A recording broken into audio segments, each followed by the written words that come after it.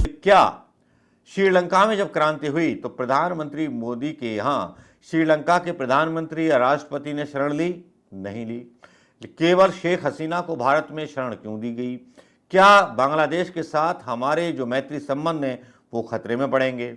क्या अदानी की दोस्ती की खातिर शेख हसीना को हवाले कर दिया जाएगा बांग्लादेश के हाथ?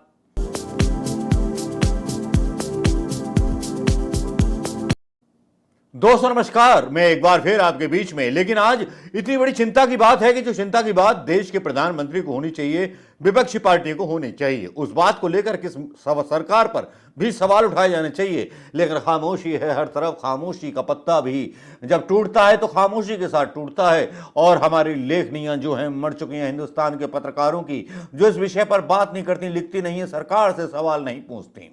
हाँ जी, भ्रष्टाचार के बारे में ही बात हो रही है, भूलिएगा मत। क्योंकि भ्रष्टाचार के बारे में प्रधानमंत्री मोदी जी का बयान है कि भ्रष्टाचार सहा नहीं जाएगा। देश में चाहे कितना भी हो भ्रष्टाचार सहा नहीं जाएगा। लेकिन भ्रष्टाचार सरेआम चलता है, पुलिस सरेआम रिश्वत लेती है, कई वीडियो सोशल मीडिया पर वायरल हो जाते हैं। लेकिन आज बात करेंगे इंटरनेशनल उस पॉलिटिक्स की, जिस पॉलिटिक्स के बारे में प्रधानमंत्री मोदी ने हिंदुस्तान का जनाजा निकाल दिया है, हिंदुस्तान की विदेश नीति का पजामा उतार दिया है। जी हां, बात उसी पर करेंगे, शेख हसीना पर बात करेंगे। अब जो वर्तमान सरकार है वो हसीना शेख को जो है मांग रही है प्रत्यर्पण संधि का हवाला दे रही है और बयानों से खुश नहीं है, नाराजगी जाहिर की है। यह खबर प्रिंट मीडिया में छपी है। हम अपने पेट से नहीं कह रहे जनाब, हम सुल्तान आलिया वो हवाले से खबर कह रहे हैं जो आपके खिलाफ, मतलब हसीना के खिलाफ छपी है। बांग्लादेश ने कहा है 10 घंटे पहले कि भारत से आ रहे बयानों से हम जो है खुश नहीं है। हसीना के प्रत्यर्पण की मांग को लेकर के भारत को शर्मिंदा करेगी। उम्मीद है वो सही फैसला लेंगे। बांग्लादेश की अंतरिम सरकार में विदेश मंत्री मोहम्मद तौहीद हुसैन ने कहा है कि उनकी सरकार भारत से आ रहे बयानों से खुश नहीं है। शेख हसीना की तरफ से जो भी बयान जारी किए गए वे सही नहीं थे। उन्होंने ये बात भारत के हाई कमिश्नर तक भी पहुंचाई है। न्यूज एजेंसी राइटर्स को दिए इंटरव्यू में हुसैन ने कहा कि भारत सरकार से शेख हसीना को प्रत्यर्पित करने की मांग कर सकती है। हसीना के खिलाफ बहुत सारे मुकदमे दर्ज हैं। ऐसे में अगर गृह मंत्रालय उन्हें लाने का फैसला करता है तो इसकी मांग की जाएगी। यह भारत के लिए भी शर्मिंदा करने वाली स्थिति है। मुझे लगता है भारत सरकार जानती है और वे सही कदम उठाएंगे।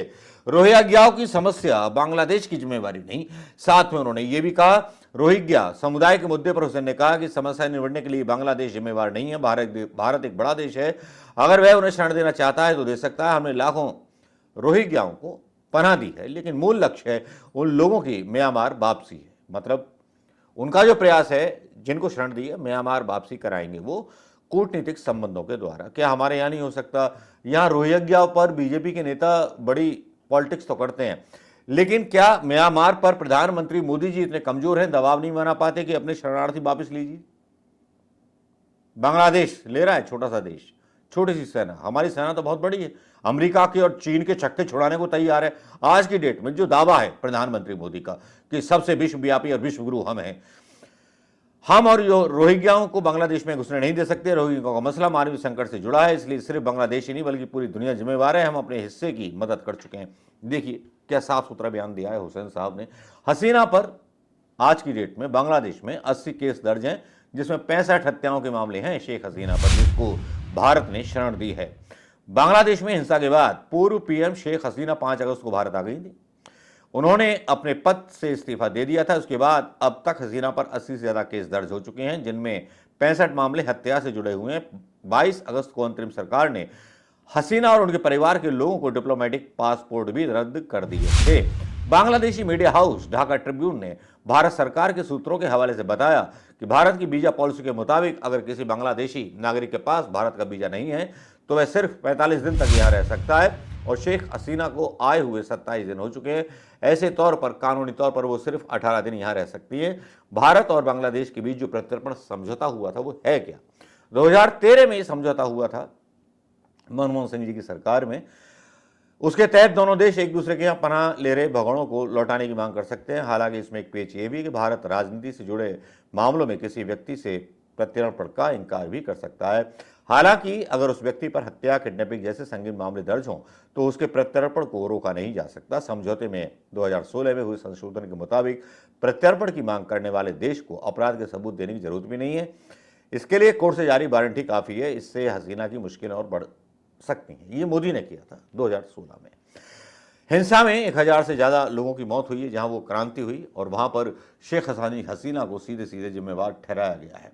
यहां एक पेच और फंस गया है कि यहां पर शेख हसीना को जो दी गई है शरण, तो बांग्लादेश की जो अंतरिम सरकार है वो खुश नहीं है भारत से। भारत सरकार हसीना को सौंपने की मांग कर चुकी है और खालिदा जिया अपनी नाराजगी जाहिर कर चुकी हैं। अब ये प्रधानमंत्री मोदी जी को तय करना पड़ेगा कि उनको वापस देते हैं या नहीं देते हैं। 3 सप्ताह से अभी तक हमारे देश में अमेरिका ने इनको अपने यहाँ मतलब आने से मना कर दिया था, इंग्लैंड ने इनको राजनयिक शरण देने से मना कर दिया था, सब ने मना कर दिया था।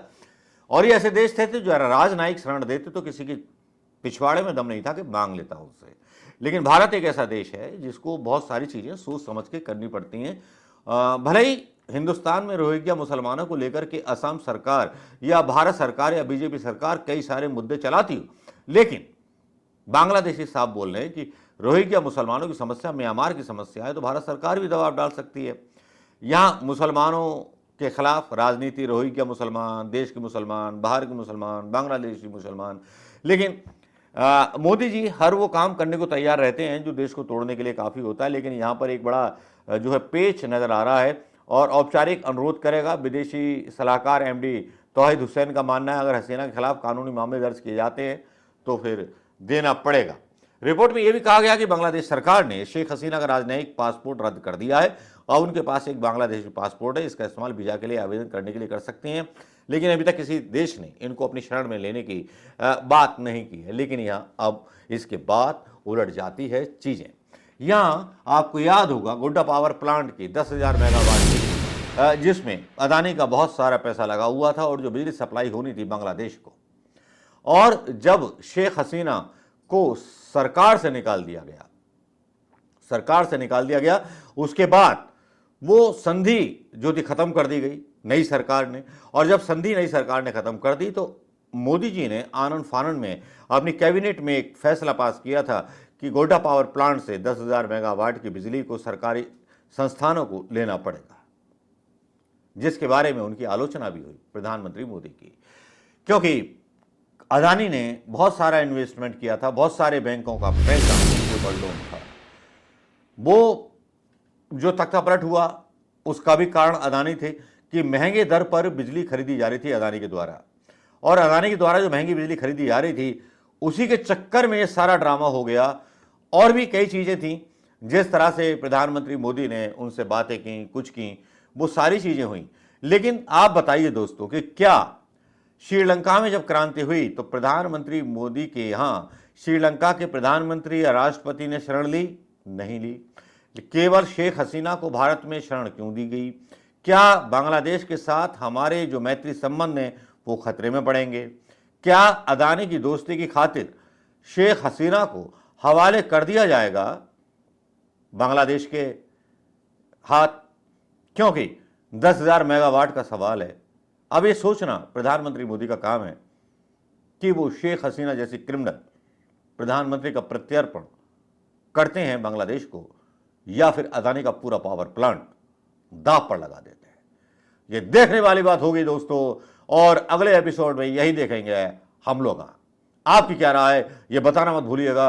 आप क्या चाहते हैं? क्या बांग्लादेश को हसीना शेख का प्रत्यार्पण कर देना चाहिए या भारत को शरण देनी नहीं चाहिए थी ऐसी करप्ट प्रधानमंत्री को, जिसके ऊपर करप्शन के आरोप बांग्लादेश में है? क्या भारत की छवि खराब नहीं हुई है उस हालत में कि जबकि अमेरिका, ब्रिटेन जैसे कई देशों ने शेख हसीना को शरण देने से मना कर दिया हो? क्या प्रधानमंत्री मोदी की छवि ऐसी नहीं बन रही जिसमें यह दावा किया जाए कि वो एक भ्रष्ट सरकार और भ्रष्ट नेताओं को पनाह देने के लिए पूरे विश्व में मशहूर हो चुके हैं? अपनी राय दीजिए दोस्तों, और ये राय आपकी मायने रखती है इस देश के लिए, इस देश के भविष्य के लिए। नमस्कार, जय हिंद दोस्तों।